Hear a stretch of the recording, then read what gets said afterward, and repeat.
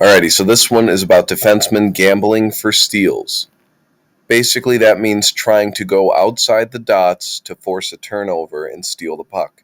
That's never a smart thing to do when there's pressure, because what will happen is the puck will go behind you, and it might end up in what they call an odd man rush, meaning a 2-on-1 or a 3-on-1 or a 3-on-2, because you went outside the dots or went too low and didn't wedge the middle with your partner. The whole point of wedging the middle is to allow space on the outside. If a forward wants to shoot, shooting from the outside is much harder to score than shooting from the middle. While you and your partner are both controlling the middle and staying between the puck and the net as a team, the other team's forwards will have a hard time getting between you and getting a pass to score from a very dangerous area. Wedging the middle is super important because it allows players who are playing forward or winger on your team to get back and catch the guy with the puck as he's going to the outside. Usually when guys go to the outside, they're not driving as hard as they can with the puck, and they're taking their time to glide and think, which gives your players enough time to keep striding and catch up. So, let's get started. What you're going to see here is an Edmonton defenseman is going to step up and try and stop a quick up breakout. A quick up means that it's not a breakout in the normal positions. It's a breakout in which the forwards are much further up than they usually are.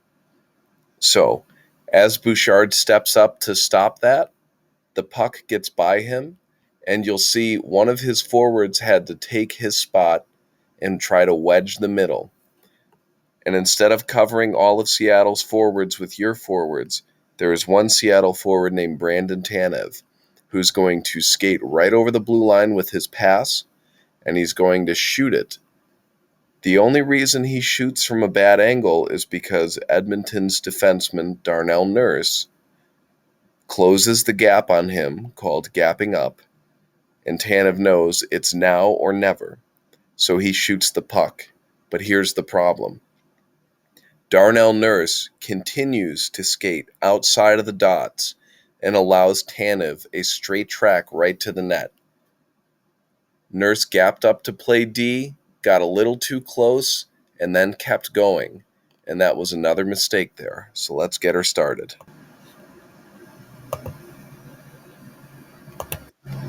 So here we see Grubauer gets the puck.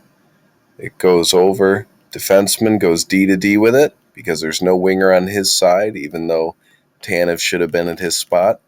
The D takes it and now tries to go with a quick up all the way up to the winger, also called a stretch pass. But Edmonton's defenseman is outside of the dots and tries to stop it. The puck bounces to the center, who then throws the pass right to Tanev, right over the blue line. The puck bobbles for a second, and Darnell Nurse thinks he can gap up and follow him outside of the dots, which he does.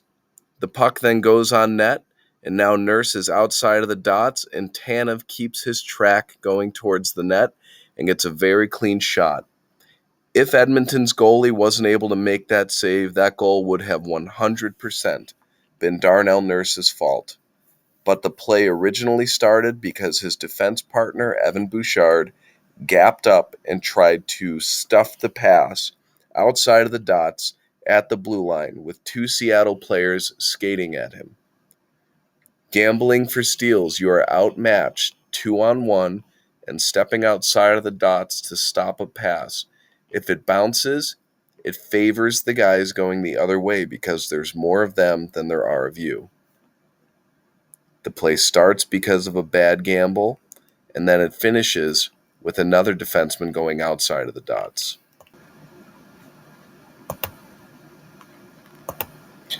So, the Blackhawks defenseman is going to get his stick on this puck and chip it up high. Very lucky that the puck was traveling at that speed, that it bounced that high. The Blues defenseman tries to trap it in outside of the dots, and it goes right behind him. A Blackhawks player picks up the puck, goes wide and deep. He should have kept going, but the second guy is going hard to the net. The third guy goes right to the high slot. He gets his stick on it. He gets a clean shot on goal. The puck bounces out, and right there, 44 Wyatt Kaiser, a defenseman, is now that low, thinking he's got an easy goal to tap in, only he misses, and now there are 4 Blackhawks players behind the puck and 3 Blues players racing down towards their net. It is an uneven 3-on-2, and here the other defenseman, Isaac Phillips, is going to step outside of the dots to try and play this puck, and he gives up the perfect lane over, and the puck gets headmanned right to the guy going hard to the net. He misses it, but they have a Blues penalty now, and so the Blues will go on the power play, and Chicago will be shorthanded. All because of that rush where 2 defensemen both gambled on the puck. One of them tried to jump in there and up in the play and get an easy rebound that didn't end up being so easy because pucks bounce. Who knew? And then after that, the other defenseman was on a 2-on-1, and instead of wedging the middle like his partner didn't do, he also tried to gap up and play the puck carrier only and gave the guy without the puck the perfect lane, a straight line to the net where the puck went right behind his skate, and the guy was able to draw a penalty for interference, and the Blues go on the power play to score. The Blues are going to do a 4-man breakout in which a defenseman acts like the winger.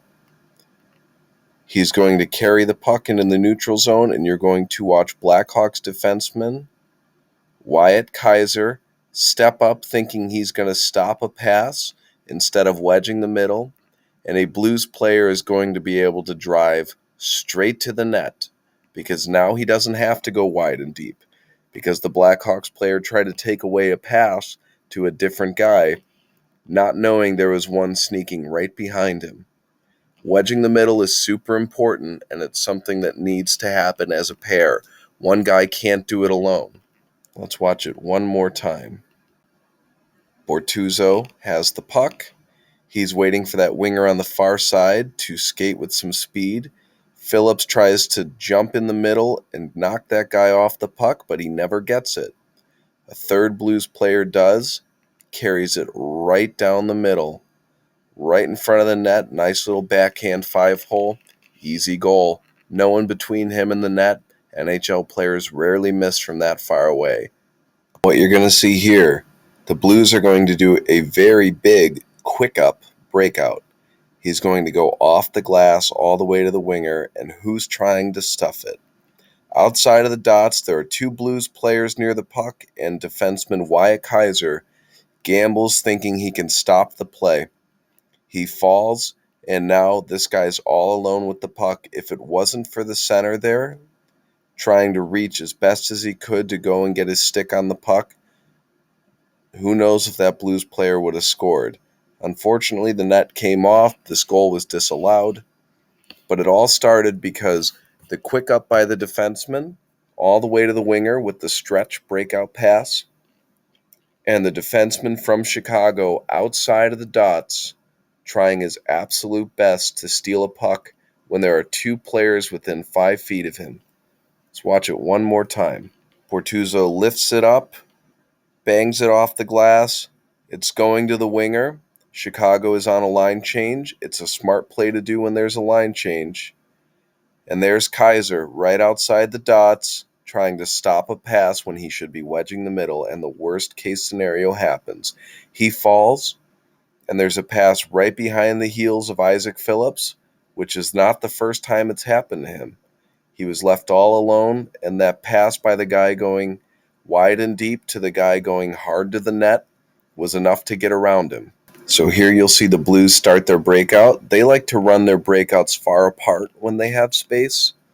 And so the winger is on the boards, and you'll see the defenseman is going to throw it to the far side winger, all the way over there. Very typical Blues play. They pass really well, especially over distance.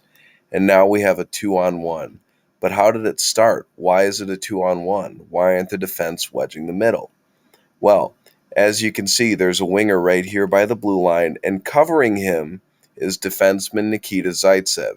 He should be wedging the middle, but instead he gave up his spot to a Blues player, and now we have a 2-on-1 where they're coming towards the goal. One guy is wide, the other guy is going hard to the net, and it's an easy goal from that distance, all because Zaitsev decided he was going to gamble for a steal near the blue line, next to a Blues player where there's pressure, and somehow he was going to bring that puck in on sides.